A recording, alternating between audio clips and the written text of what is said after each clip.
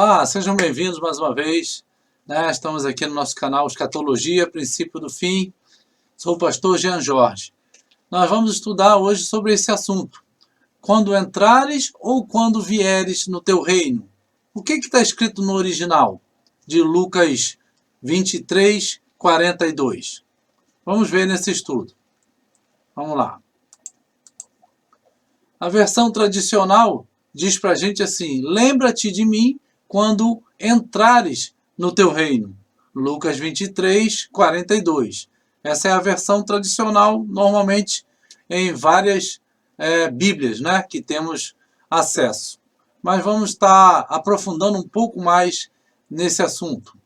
Essa aqui é a palavra de um daqueles homens que estavam pendurados com Jesus na cruz. No dia da crucificação de Jesus, havia mais dois homens também sendo crucificados.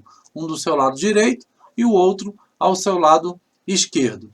E um deles, o do seu lado direito, falou essa palavra para Jesus. Mas vamos ver se realmente o que ele pronunciou é realmente essa frase, como está escrita aqui nessa versão tradicional da palavra. Os judeus esperavam um reino na terra e não no céu. Para que a gente saiba o que aquele homem pronunciou, a gente vai ter que entender num contexto geral como os judeus pensavam em relação ao reino de Deus. Como os judeus pensavam em relação ao reino do Messias, ao Messias que viria para reinar com eles. Como eles pensavam se esse reino seria na terra ou seria no céu. Como que os judeus pensavam? Na verdade, já estamos afirmando que os judeus pensavam que era na terra e não no céu, baseado nesses salmos e nesses profetas e em outros textos mais. Diz assim, Salmo 89, 3 e 4.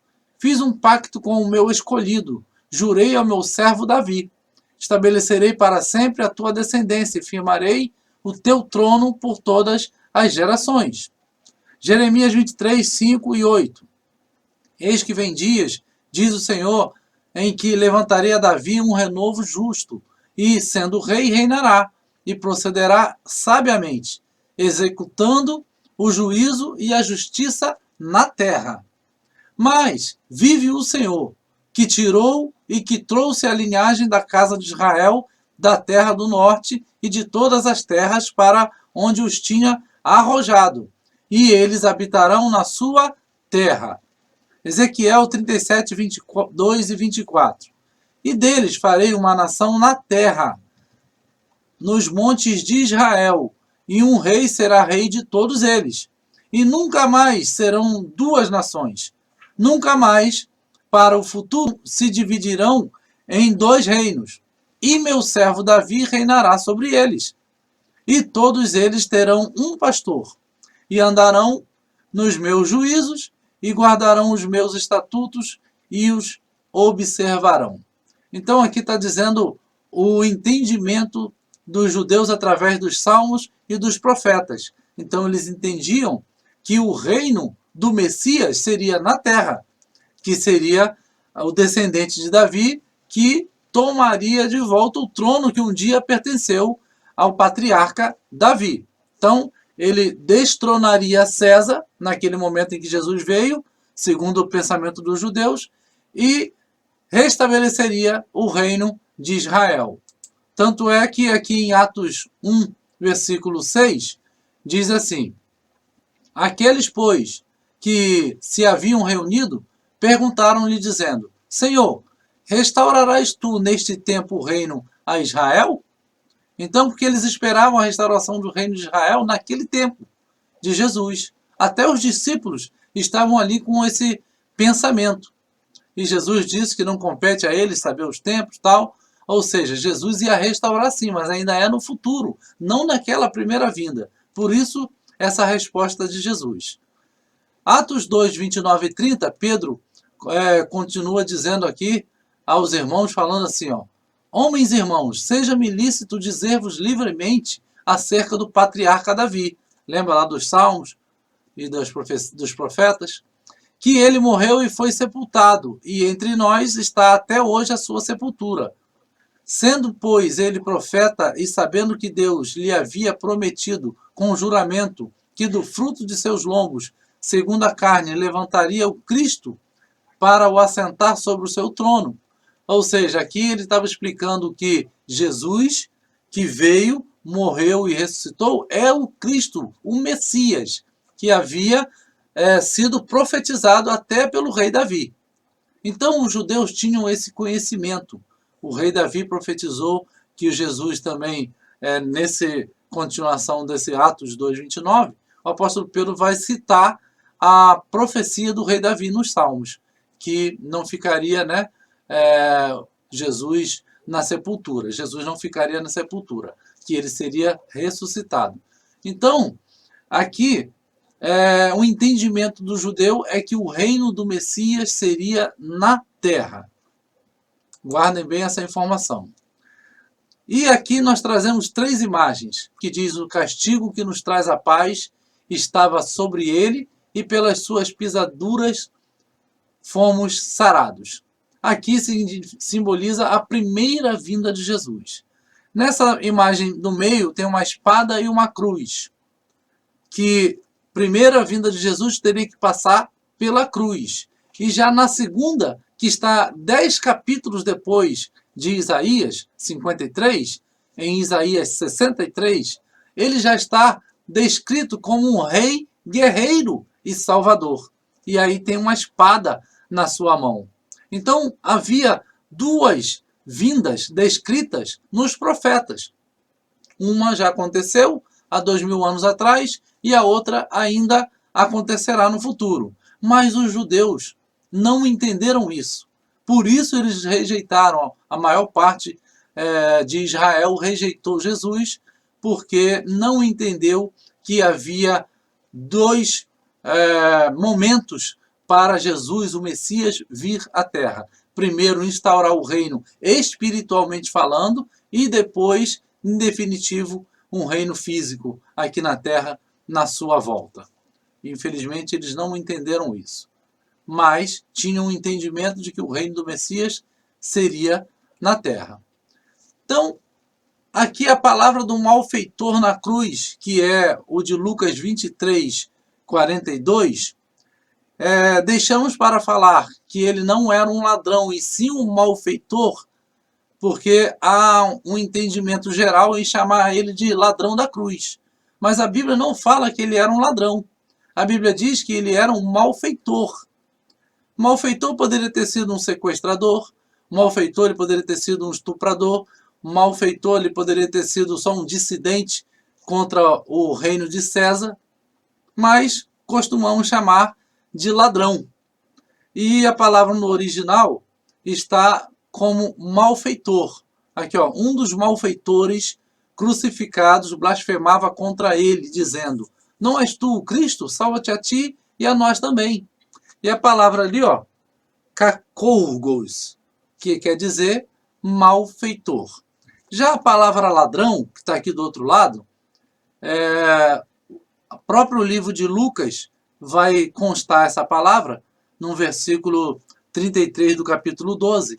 E ele diz assim: vendei os vossos bens e dai esmola, fazei para vós outras bolsas que não desgastem, tesouro inextinguível nos céus, onde não chega o ladrão, nem a traça consome. Então a palavra ladrão no original é kleptes. Então existem palavras diferentes para ladrão e para malfeitor. O que estava na cruz era um malfeitor. O que o malfeitor da cruz disse a Jesus realmente? Vamos ver aqui no original grego quais foram as palavras dele. O contexto. O que foi dito pelo malfeitor da cruz no verso anterior a esta resposta de Cristo? No verso 42. No original grego foi, aí tem uma palavra no grego que é lembra-te, aí vem outra palavra de mim, outra quando, outra vier, outra em, outra o, outra reino, outra de ti. E aí ficaria assim: lembra-te de mim quando vier em o reino de ti. Ou seja, lembra-te de mim quando vieres no teu reino, né? Já harmonizando melhora a frase.